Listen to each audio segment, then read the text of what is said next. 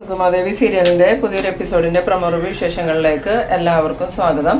അങ്ങനെ നമ്മളുടെ ഋഷിയോട് ഈ CP ചോദിക്കുന്നുണ്ട്, ഋഷി എന്തൊക്കെയാണ് പറയുന്നത്, എനിക്കൊന്നും മനസ്സിലാവണില്ലാന്ന് പറയുമ്പം അരുന്ധതി പറയുന്നുണ്ട്, എനിക്കും ആദ്യം ഋഷിയെ കണ്ടപ്പോൾ ഒന്നും മനസ്സിലായില്ല, സമനില തെറ്റിയ പോലെ ഋഷി സംസാരിച്ചുകൊണ്ടിരുന്ന്. പിന്നീട് ഋഷി കാര്യങ്ങൾ പറഞ്ഞപ്പോഴാണ് എനിക്ക് കുറച്ച് വ്യക്തത വന്ന്, ഋഷി കുറച്ച് കാര്യങ്ങൾക്ക് വേണ്ടിയിട്ട് എങ്ങനെയൊക്കെ കാണിക്കണേന്ന് പറയുമ്പോൾ CPക്കാണെങ്കിൽ അതും മനസ്സിലാവണില്ല. CP വീണ്ടും ഋഷിയുടെ അടുത്ത് വന്നിട്ട് ചോദിക്കുന്നുണ്ട്, എന്താ മോനെ ഉദ്ദേശിക്കണേ, എനിക്കൊന്നും മനസ്സിലാവണല്ലോ എന്ന് പറയുമ്പോൾ അങ്കിളിന് മനസ്സിലായില്ലേ, ശരിക്കും ഞാനിപ്പോൾ മരിച്ചയാളാണ്, മരിച്ചു എന്ന് പറയാൻ പറ്റില്ല, കൊല്ലപ്പെട്ടു, നന്ദൻ എന്നെ കൊലപ്പെടുത്തിയിരുന്നു. ആ സമയത്താണെങ്കിൽ CPക്ക് ആകെ കൺഫ്യൂഷൻ ആവുന്നുണ്ട്. എന്നിട്ട് CPയോട് ഋഷി കഴിഞ്ഞതൊക്കെ ഞാൻ പറയാമെന്നും പറഞ്ഞുകൊണ്ട് അന്ന് ഋഷി ഇവിടുന്ന് ഒരു യാത്ര പോകുകയെന്നും പറഞ്ഞു പോയതും വഴിക്ക് വെച്ച് നന്ദനെ കണ്ട കാര്യങ്ങളും നന്ദനെ ദേഷ്യം പിടിപ്പിക്കാൻ വേണ്ടിയിട്ട് ഋഷി നന്ദനോട് മോശമായി സംസാരിച്ചതും ആ സമയത്ത് നന്ദൻ ഋഷിയെ തല്ലിയതും അന്നേരം ഋഷിക്ക് കുഴപ്പമൊന്നുമില്ലെങ്കിലും ഋഷി നല്ലോണം അഭിനയിച്ച് ബോധം കെട്ട് വീണതും കെവിനുമായിട്ടുള്ള പ്ലാൻ അനുസരിച്ച് കെവിൻ വേഗം തന്നെ ആളൊഴിഞ്ഞൊരു സ്ഥലത്തേക്ക് നന്ദനെയും കൂട്ടി ഋഷിയെ എത്തിച്ചതും അവിടെ വെച്ച് വീണ്ടും ഋഷി ബോധം തെളിഞ്ഞതുപോലെ അഭിനയിച്ച് വീണ്ടും നന്ദനെ ദേഷ്യം പിടിപ്പിച്ച് നന്ദൻ ഋഷിയെ തല്ലിയതും ആ സമയത്ത് വീണ്ടും ബോധം കെട്ടതുപോലെ അഭിനയിച്ച് കിടന്നിട്ട് ഈ നന്ദനാണെങ്കിൽ ഹോസ്പിറ്റലിൽ കൊണ്ടുപോകാമെന്ന് പറയുമ്പം കെവിൻ്റെ ഇടപെടലിൽ ആ ഒരു പ്ലാൻ പൊളിച്ച് ഋഷി അവിടെ തന്നെ കിടത്തിയിട്ട് നന്ദൻ പോണതും കുറേ സമയം കഴിഞ്ഞതും ഈ കെവിൻ വിളിച്ച് നന്ദനോട് ഋഷി മരിച്ചു എന്ന് പറയണതും പിന്നീട് ഋഷിയെ കുഴി വെട്ടി മൂടണം എന്നൊക്കെ പറഞ്ഞ് അങ്ങനെ ഒരു പ്ലാൻ ഒപ്പിക്കുന്നതും നന്ദൻ വന്നെന്ന് പറയുമ്പോൾ വേണ്ട, ഞങ്ങൾ ഇവിടുത്തെ കാര്യങ്ങളൊക്കെ നോക്കിക്കോളാം, നീ അവിടെ സമാധാനമായിട്ടിരിക്കുന്നു പറഞ്ഞ്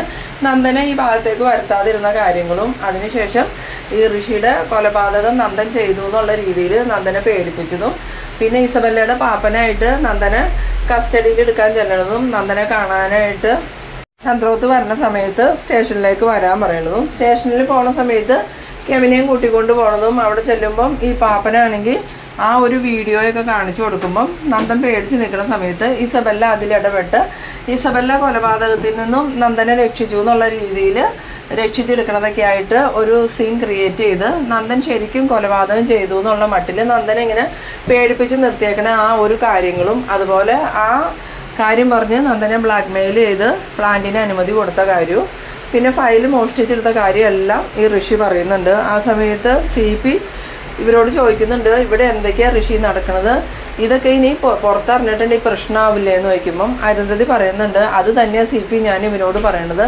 ഇനി ഇത് പുറത്ത് ആരെങ്കിലും അറിഞ്ഞിട്ടുണ്ടെങ്കിൽ വലിയ പ്രശ്നമാവും. എന്തായാലും നന്ദനിപ്പോൾ അത് നന്ദൻ്റെ വീട്ടിലുള്ളവരോടൊക്കെ പറഞ്ഞു കഴിഞ്ഞു. ഇനി അത് അവർ നിയമപരമായി മുന്നോട്ട് നീങ്ങിയിട്ടുണ്ടെങ്കിൽ അത് ഋഷിക്ക് ഏറ്റവും കൂടുതൽ പ്രശ്നം ഉണ്ടാക്കണം. എന്തായാലും പോലീസ് ചോദ്യം ചെയ്യുമ്പം നന്ദൻ നടന്ന കാര്യങ്ങൾ അങ്ങനെ തന്നെ പറയില്ലേ. എന്തായാലും ഒരു കൊലപാതകം നടന്നു കഴിയുമ്പം അതിന് തെളിവോ സാക്ഷിമൊഴികൾ എന്തെങ്കിലും വേണ്ടി വരും. പിന്നെ ബോഡി കിട്ടാതെ പോലീസിനൊന്നും ചെയ്യാൻ പറ്റില്ല. അപ്പോൾ ബോഡി എവിടെയാണ് മറവ് ചെയ്തേക്കണമെന്ന് ചോദിക്കുമ്പം നന്ദൻ ഉറപ്പായിട്ടും കെവിനെ അത് ചെയ്തതെന്ന് പറയാതിരിക്കില്ല. അപ്പോൾ പിന്നെ കെവിന് ഈ ഋഷിയുടെ ബോഡി കാണിച്ചു കൊടുക്കേണ്ടി വരും. ആ സമയത്ത് തന്നെ ഇതെല്ലാം നുണയാണെന്ന് പോലീസിന് മനസ്സിലാവും. എന്തായാലും ഇനി ഇത് നീട്ടിക്കൊണ്ട് പോകണ്ട, എത്രയും പെട്ടെന്ന് സത്യങ്ങൾ അവരോട് പറയാമെന്ന് പറഞ്ഞപ്പം ഋഷിയാണെങ്കിൽ സമ്മതിക്കണില്ല. CP ഞാൻ ആ സത്യങ്ങൾ അവരോട് പറഞ്ഞാൽ ഋഷി ആത്മഹത്യ ചെയ്യുമെന്നും പറഞ്ഞ് എന്നെ ഭീഷണിപ്പെടുത്തിക്കൊണ്ടിരിക്കുകയെന്ന്. അന്നേരം CP പറയുന്നുണ്ട്, ഇതിൽ വേറൊരു പ്രശ്നം കൂടി ഉണ്ട് മേഡം, ഇനിയിപ്പോൾ കെവിനും ഇസബല്ലയ്ക്കും ഋഷി ജീവിച്ചിരിക്കുന്നത് പ്രശ്നമായിട്ട് തോന്നും. നന്ദനോട് എന്തോ വൈരാഗ്യം ഉള്ളത് കൊണ്ടാണല്ലോ സ്വന്തം സുഹൃത്തിനെ ചതിക്കാനായിട്ട് അവർ ഋഷിയെ കൂട്ടുപിടിച്ചത്. അതുകൊണ്ട് നന്ദൻ്റെ ജീവിതം ജയിലിലാക്കാൻ വേണ്ടിയിട്ട് ഋഷിയെ കൊല്ലാനും അവർ മടിക്കില്ല. ഞാൻ പറഞ്ഞതേ ഉള്ളൂ, ഋഷി മേഡം ആലോചിച്ച് എന്താണെന്ന് വെച്ചാൽ ചെയ്തോ, ഇപ്പം തന്നെ ഇതിന് പ്രതിവിധി കണ്ടെത്തിയില്ലെങ്കിൽ ഇത് വലിയൊരു ദുരന്തത്തിലേക്ക് പോകും കേട്ടോ എന്ന്. പിന്നീട് കാണിക്കുന്നത് നമ്മളുടെ ഷാരികേനെയാണ്. ഷാരിക ദേവികയോട് ചോദിക്കുന്നുണ്ട്, നന്ദേട്ടൻ ഹരിസാറിനോട് എന്തൊക്കെയാണ് ചേച്ചി പറഞ്ഞതെന്ന് ചോദിക്കുമ്പം ദേവിക പറയുന്നുണ്ട്, നന്ദൻ ഒറ്റയ്ക്ക് എല്ലാം ചെയ്തതെന്നാണ് പറയണേ, എനിക്കത് തോന്നണില്ല ഷാരി. എന്തായാലും ഋഷിയെ പോലുള്ള ഒരാളെ നന്ദുവിനെ ഒറ്റയ്ക്ക് പൊക്കിക്കൊണ്ട് പോകാനൊന്നും പറ്റില്ല. റോട്ടിൽ അടിച്ചു ബോധം കെട്ട് വീണപ്പം നന്ദു ഒറ്റയ്ക്ക് ആ ആളൊഴിഞ്ഞ വീട്ടിലേക്ക് കൊണ്ടുപോയി എന്ന് പറഞ്ഞു. പക്ഷേ ആര്യങ്കളിനും സംശയം ഉണ്ടെന്നാണ് എനിക്ക് തോന്നണേന്ന് പറയുമ്പം ഷാരി പറയുന്നുണ്ട്, പിന്നെ സംശയിക്കാതിരിക്കോ, ഋഷിയെ നന്ദേട്ടൻ ഒറ്റയ്ക്ക് പൊക്കിക്കൊണ്ട് ആ വീട്ടിൽ കൊണ്ടുപോയി, പിന്നീട് മരിച്ചു കഴിഞ്ഞപ്പം ഋഷിയെ ഒറ്റയ്ക്ക് കുഴി വെട്ടി കുഴിച്ചിട്ടെന്നൊക്കെ പറഞ്ഞാൽ ആരെങ്കിലും വിശ്വസിക്കോ? ഇതിന് ആരെങ്കിലും കൂട്ടിനുണ്ടാവും, ഒറ്റയ്ക്ക് എന്തായാലും നന്ദേട്ടനെ കൊണ്ട് സാധിക്കില്ല.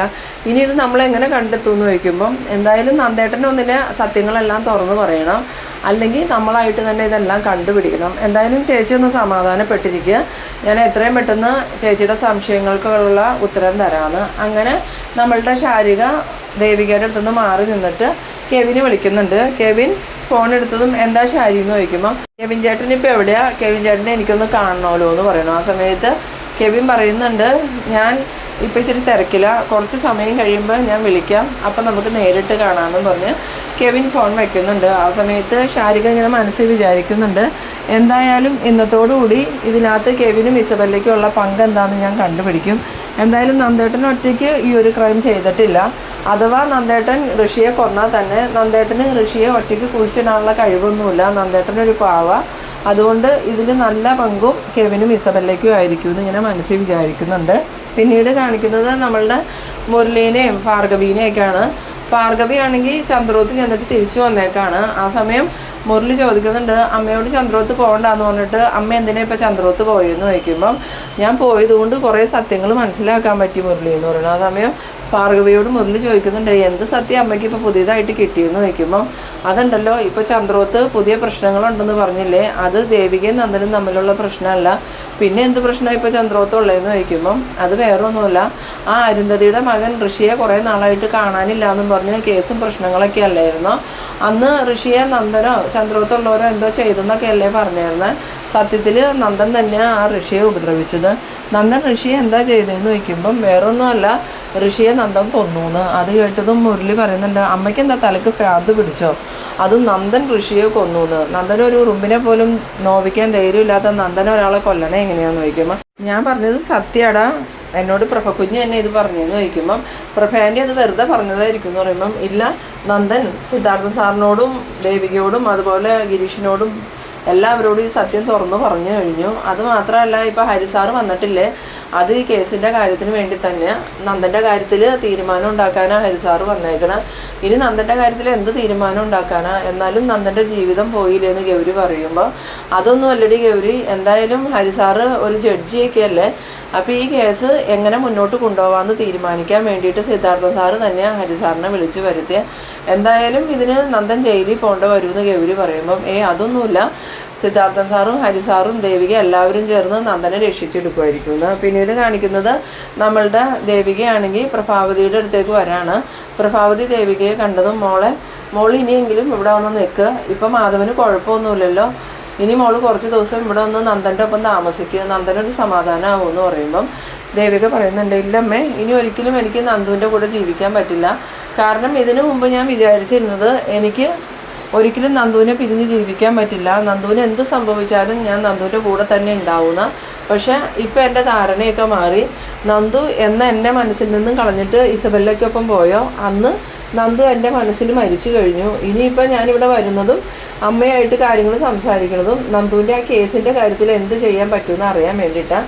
ഇപ്പം ഞാൻ വന്നത് തന്നെ അച്ഛനെ കണ്ട് സംസാരിക്കാനാണ്, ഹരിയങ്ങൾ എന്താ പറഞ്ഞതെന്ന് അറിയാനാന്ന് പറയുമ്പോൾ പ്രഭാവതി പറയുന്നുണ്ട്, ഹരിയേട്ടൻ പ്രത്യേകിച്ചൊന്നും പറഞ്ഞില്ല, അരുന്ധതിയെ കണ്ട് സംസാരിച്ചിട്ട് കാര്യങ്ങൾക്കൊരു തീരുമാനം ഉണ്ടാക്കാമെന്നാണ് പറഞ്ഞതെന്ന് പറയുമ്പം ദേവിക ചോദിക്കുന്നുണ്ട്, എന്നിട്ട് അരുന്ധതി മേഡത്തെ കാണാൻ ഹരിയങ്ങൾ പോയോ എന്ന് ചോദിക്കുമ്പം അറിയില്ല മോളെ, എന്തായാലും മോളിവിടെ നിൽക്കുക, ഞാൻ നന്ദനെ വിളിക്കാമെന്ന് പറയുമ്പം വേണ്ടമ്മേ, നന്ദുമായിട്ട് എനിക്ക് പ്രത്യേകിച്ചൊന്നും സംസാരിക്കാനില്ല, എന്തായാലും അച്ഛനിവിടെ ഇല്ലാത്ത സ്ഥിതിക്ക് ഞാൻ വന്നു എന്ന് അച്ഛനോട് പറഞ്ഞുതരുമെന്നും പറഞ്ഞ് ദേവിക പോകുന്നുണ്ട്.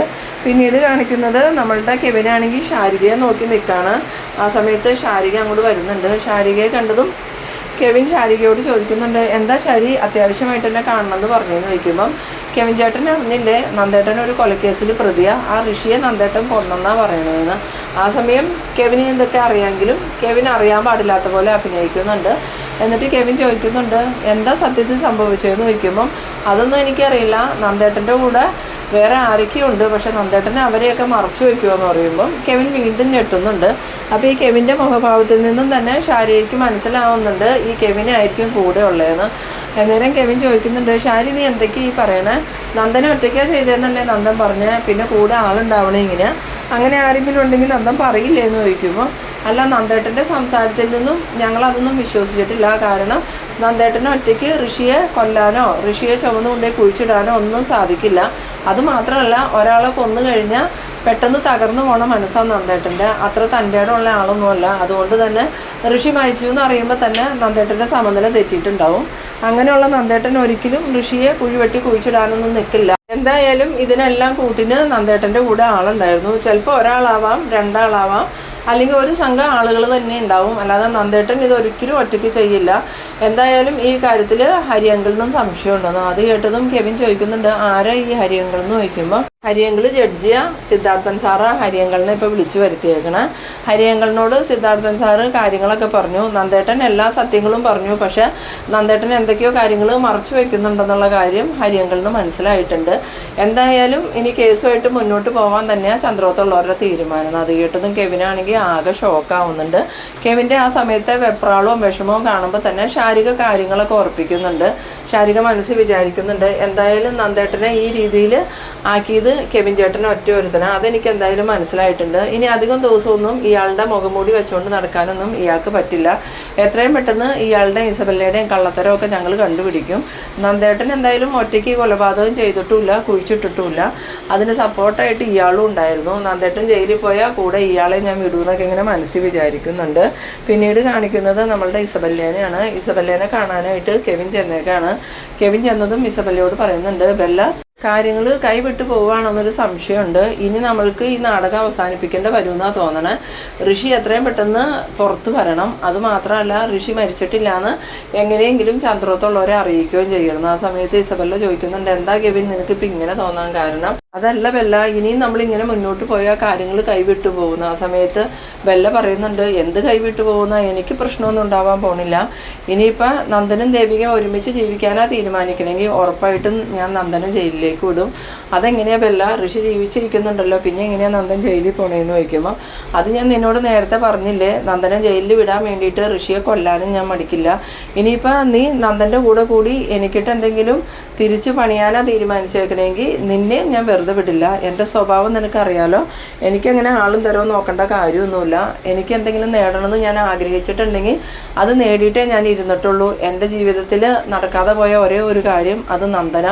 അത് ഞാൻ എങ്ങനെയും നേടിയെടുക്കും. എനിക്കത് നേടിയെടുക്കാൻ പറ്റിയില്ലെങ്കിൽ ദേവികയ്ക്ക് അത് കൊടുക്കുകയുമില്ല.